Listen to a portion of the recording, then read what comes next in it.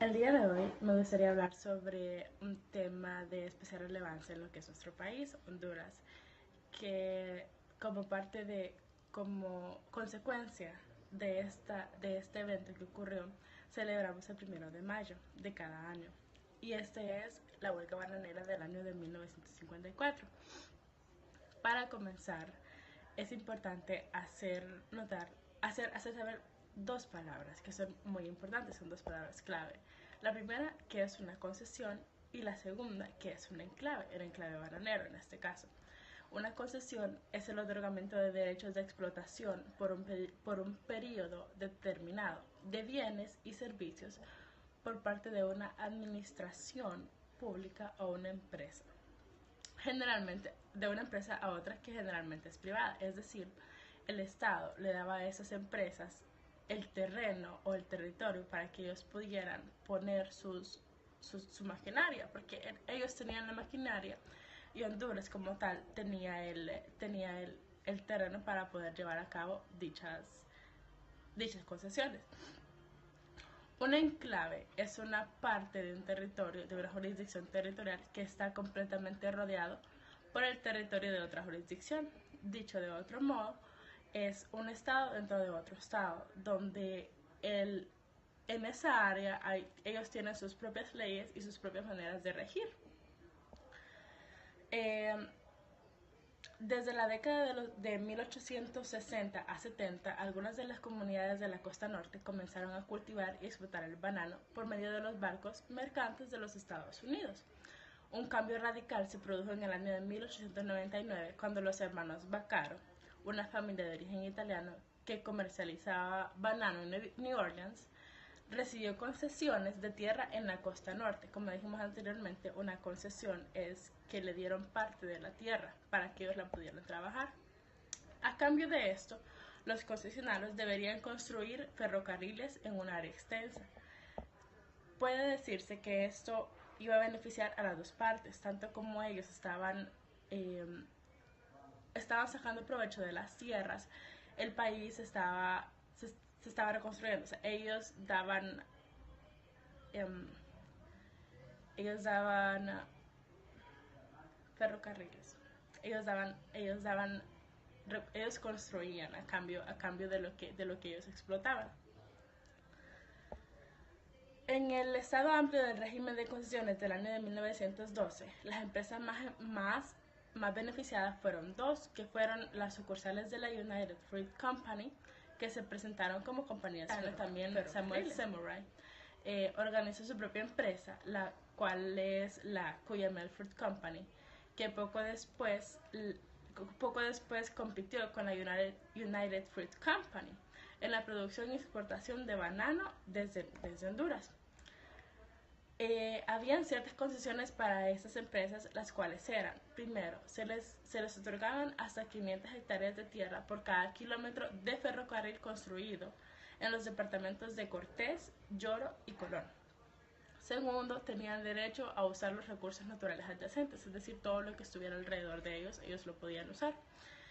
Como tercero, tenían la dispensa de impuestos para importar destinados a los ferrocarriles y a las plantaciones bananeras.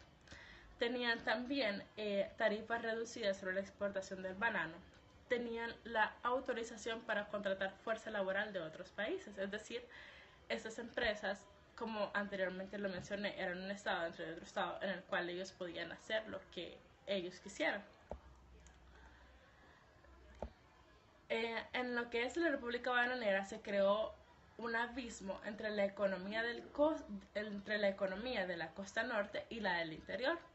Esto provocó asimismo un conflicto de identidad y cultura entre la dinámica sociedad norteña y la sociedad preexistente. La división entre las dos sociedades inició la disposición del desarrollo económico y social de Honduras. En la sociedad tradicional, la Iglesia Católica encabezaba la organización social, mientras la de la costa norte y Tegucigalpa enfrentaban los retos del cambio. La economía de la sociedad tradicional tendía a reproducir el patrón económico-social heredado de la época colonial. A inicios del siglo XX, la mayoría de la población se concentraba en los departamentos del interior, principalmente en el occidente. Es decir, la estructura demográfica de Honduras se mantuvo relativamente uniforme durante el periodo de los años de 1901 al año de 1930, con predominio de los departamentos interiores, tales como interiores sobre la costa norte. Sin embargo, experimentó un crecimiento notorio de su población en el censo del año de 1930, en el cual muestra el predominio de la población rural sobre la urbana en todos los departamentos.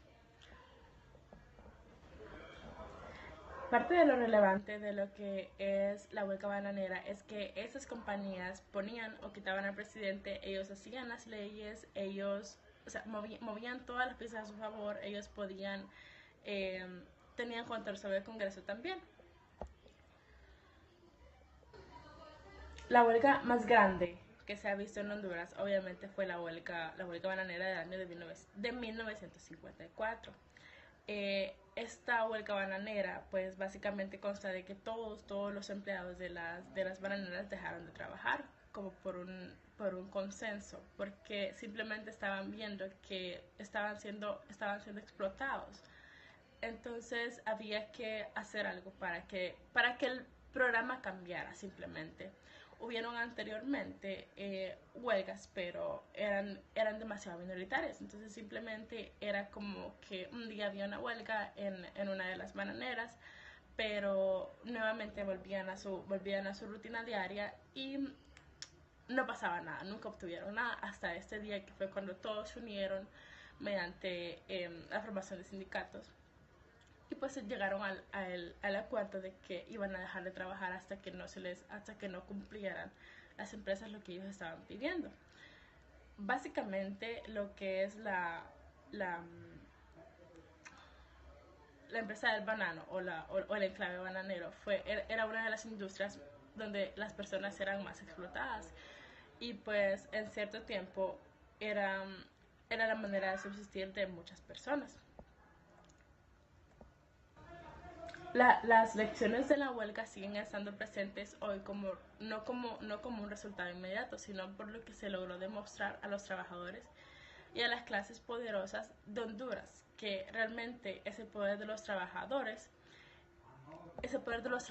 unidos. Este año fue realmente conclusivo para lo que es el país, por lo que se unieron el Partido Democrático Revolucionario Democrático y la Federación de Estudiantes Universitarios de Honduras, todo a favor de las personas que trabajaban en las empresas bananeras.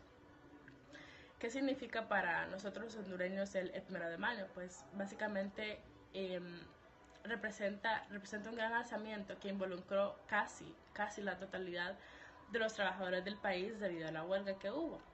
Nunca los huelguistas se imaginaron que estaban partiendo la historia de Honduras realmente y formando un movimiento social sin precedentes, ya que fue a partir de ahí que se originó el Día del Trabajador hondureño y que se puede salir a protestar por sus derechos, lo cual es el 1 de mayo de cada año.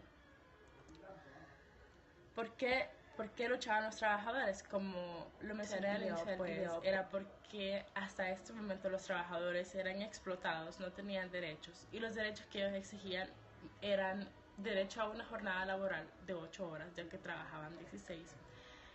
Requerían seguridad social, requerían pago de los días festivos, porque trabajaban días festivos sin pago extra. Y también pedían el pago de horas extras. En ese tiempo realmente se tenía a una Honduras fragmentada, una Honduras que tenía su dinámica en el enclave bananero. Todo Honduras giraba alrededor del enclave bananero. Y es más, hubo cierto tiempo en el que Honduras fue el primer exportador a nivel mundial de lo que es el banano. Es decir, que el banano era el eje central y único de nuestra economía.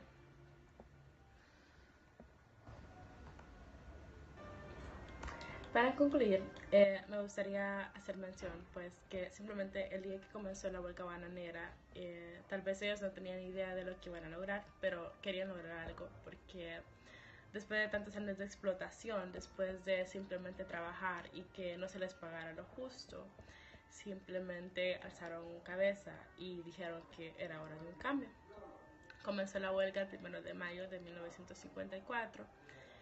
Y después de una semana de estar en la lucha, todo el país se unió a la causa. Por tanto, gracias a esa huelga, tenemos todo lo que se tiene como colaborador en una empresa. Todos los derechos que tenemos fueron gracias a la huelga de estas personas que decidieron unir sus fuerzas y decir basta ya al maltrato, basta ya a la explotación a la que hemos estado sometida a la que hemos estado sometidos por tantos años. Gracias. Bye.